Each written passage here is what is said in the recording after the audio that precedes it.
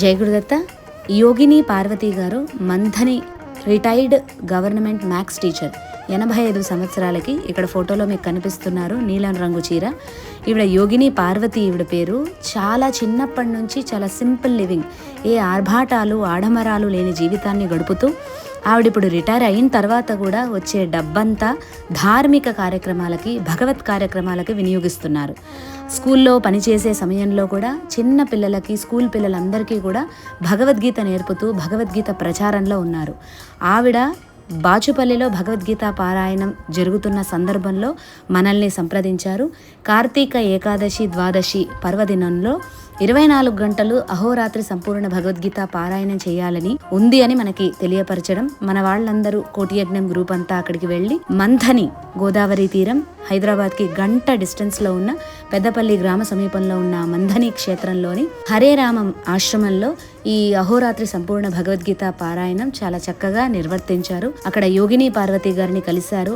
ఆవిడ నిరాడంబర జీవితాన్ని చూశారు.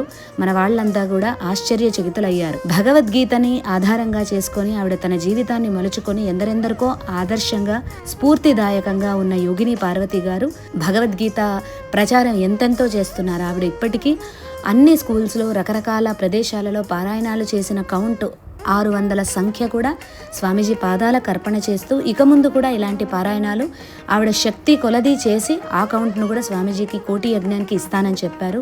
ఇది నిజంగా వినడానికి ఎంత చాలా సంతోషంగా ఉంది. వాళ్ళకి ఇంకా భగవద్గీత పారాయణం చేయడానికి కావాల్సిన శక్తిని, స్థైర్యాన్ని, ధైర్యాన్ని, ఆరోగ్యాన్ని స్వామీజీ ఆవిడకి ఇవ్వాలని మేమంతా కోటి యజ్ఞం గ్రూప్ తరపున కోరుకుంటున్నాము. ఈ కోటి యజ్ఞ భగవద్గీత పారాయణాల ద్వారా రకరకాల ప్రదేశాలకు వెళ్ళి రకరకాల మహాత్ములని కలిసే సౌభాగ్యం కలుగుతుంది మనందరికీ కూడా. ఇలాంటి వాళ్ళు ఎందరెందరో ఉన్నారు భగవద్గీతకి సేవ చేసేవాళ్ళు.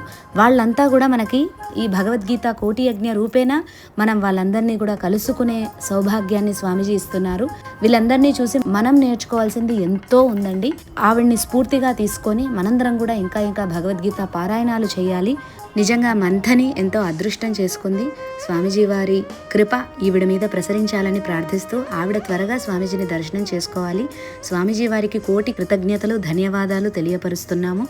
ఇలాంటి మహాత్ములను చూసే సౌభాగ్యం మనకు స్వామీజీ వారు కోటి యజ్ఞ రూపేణా కల్పించారు. కోటి యజ్ఞం ద్వారా ఇలాంటి సనాతన ధర్మ ప్రచారం చేసే మహాత్ములను ఇంకా కలుద్దాం.